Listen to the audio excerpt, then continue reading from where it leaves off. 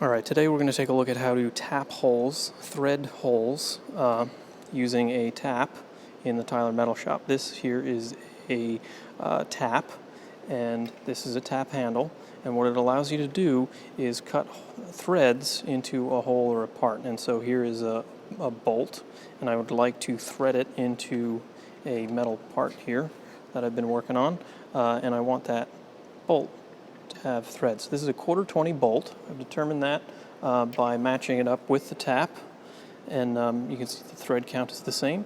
And you can also grab a drill index and check to see which size hole it fits through. So we tend to measure bolts by their outside diameter. So this is a 1/4 inch, and then 20 is the number of threads per inch. And so I use a 1/4 tap in order to thread the hole.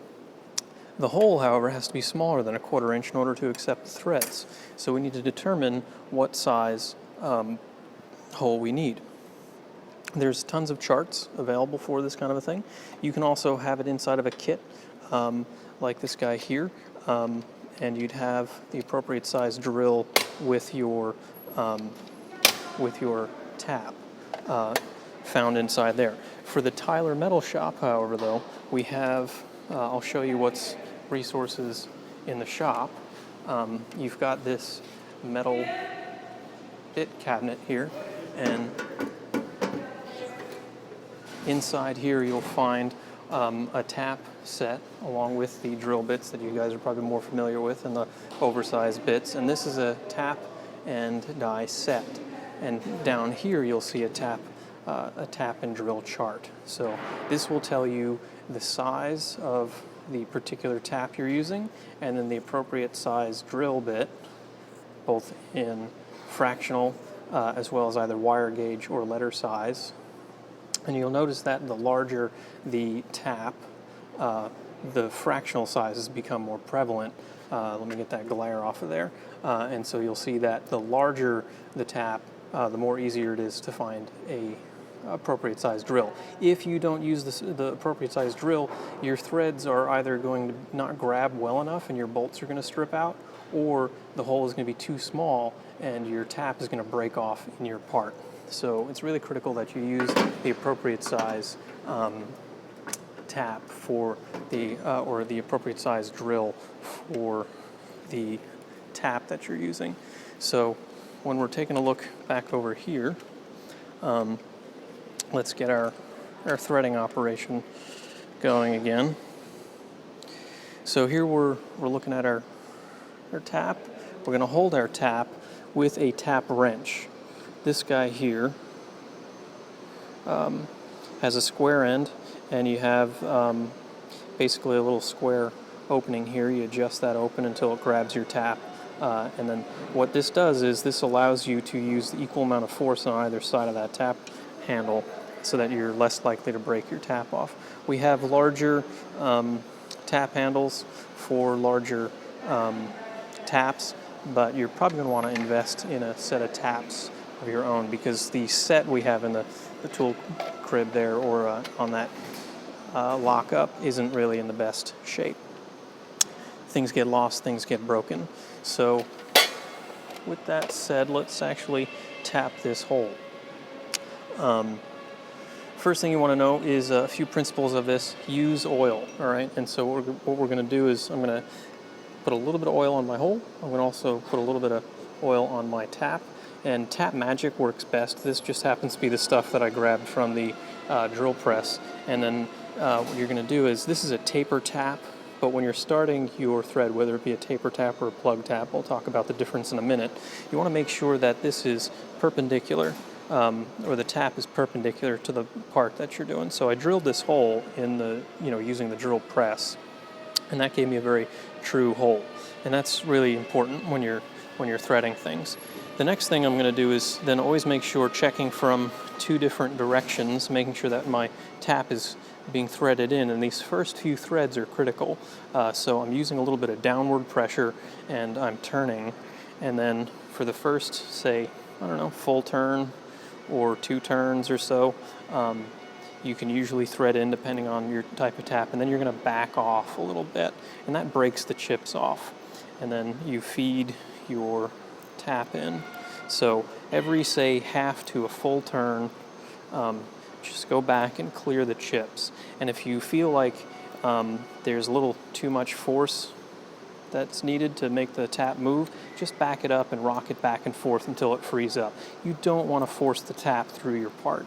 And so we would continue to do this back and forth motion until you get, until it basically frees up. Now, for harder materials, you're going to need to go slower. You want to make sure that your taps are in good shape, and always use oil. If for some reason this hole gets really clogged up, you can always clear out the tap by backing it off, and you see all the little chips that form in the bottom here. And you could use a little compressed air, or you could just use a little compressed air out of your own lungs to clear out some of those. And then we'll keep threading away. And if you need to, you can reapply a little bit of oil. And this is a little bit of a deeper hole than is necessary. I've got a 1/2 inch thick part here. And typically you really only need about, I don't know, a 1/4 inch of thread for a 1/4-20 bolt, right? You're not really going to hold a hell of a lot of extra material, but we'll hog through. So I could have clearanced part of this hole out to a 1/4 inch and then left part of it to that 13/64 side. So now I'm broken through. You can see that I've got very little resistance, and I can back this tap all the way out. Now with the tap backed out, we should have a nice threaded hole, and with that you can then thread in your bolt of a particular size. So right here, and then there it is. Now we've got a nicely threaded hole. Now and then you gotta back the tap in and out a few times to clear out any chips that might be in that hole. But the key is, when you're starting it, keep it perpendicular, use cutting oil, and always break that chip. Delicate pressure. Check your taps too before you use them if they have any chips or anything like that, missing teeth. If it's been broken off, you're not going to be able to do anything with that. So I did want to talk a little bit, if the noise doesn't get too loud in here, I wanted to talk a little bit about different types of taps here. Got a whole wood shop going on in the background there. So these are two different taps. This is a plug style tap, and this is a taper tap. The taper tap is always going to be a little bit easier to start. Your threads are, and it's going to be easier to keep that tap perpendicular. A plug style tap, if you're doing like a blind hole, a hole that doesn't go all the way through, might allow you to get a few more threads before you bottom out. So two different styles of taps. This one's a little harder to keep perpendicular, but they're both perfectly good for cutting new threads. So that's a little bit about taps in the shop. Those 3 basic rules: use oil, keep it perpendicular, use the right size drill, and I guess it's 4 rules. Always clear your chip out while you're threading through there, and you should be fine. You can invest in a nice set for yourself. Over time, you can fill it up. You can buy just the box and then fill the taps. And remember, there's a lot of different size threads out there, so you want to do your homework and figure out what you're working with.